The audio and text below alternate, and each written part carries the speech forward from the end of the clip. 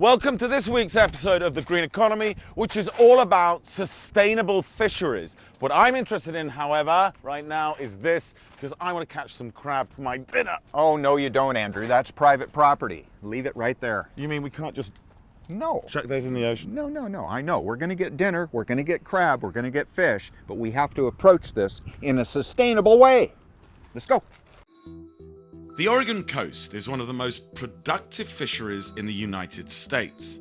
It is world-renowned for its salmon and other popular seafood delicacies. One of the most active ports on the Pacific is Newport in Oregon. It's here that a large fishing fleet spends days on the dangerous Pacific Ocean to bring in halibut, cod, tuna, shrimp, Dungeness crab, rockfish, and many other sea creatures for your dinner table. But as in any resource, the supply is not endless. For decades, a proactive effort has been working behind the scenes to ensure that our seafood resources stay strong and healthy. Many groups have been working together from the federal level all the way down to the local fishermen. Everyone has a vested interest to make sure the sea life we enjoy is here for generations to come.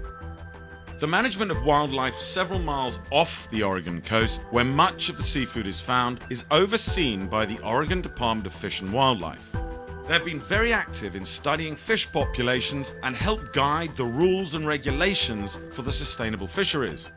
These days, huge resources are now deployed in order for us to manage wildlife and marine populations. Case in point here, an underwater robot. Now this device will gather very clear evidence of what's going on down there that can then be used by the management people in order to better manage that marine population. I'm joined with Troy here. Thanks for being with us. No problem. So in general terms, what is our crab and shrimp population doing?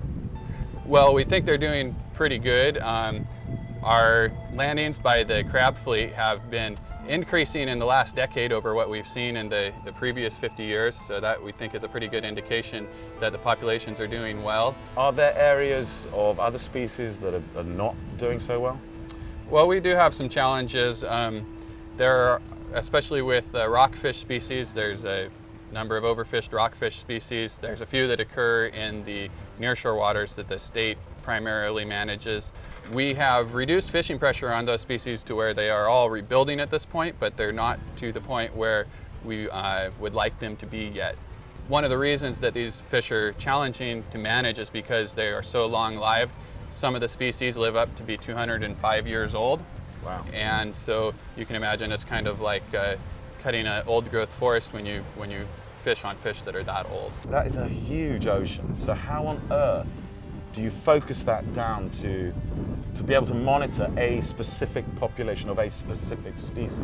There are scientific surveys that are done on an annual basis for groundfish, and that's where a lot of this information comes from. We also incorporate information on catches, on the size of the catch, the size and age of the catch, and it all goes into an extremely complex mathematical model that I wouldn't understand, not now or ever probably. that many people would not understand.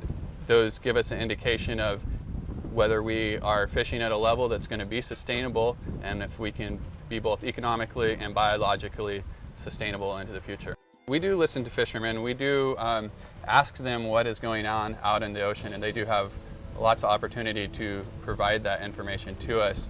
And in particular, when we're designing regulations, we find a particular species is being over-harvested or harvested at a level that may not be sustainable into the future. Fishermen have a big say in the regulations that are developed in order to reduce the catch of that species, say, while still being able to access healthy species and healthy populations.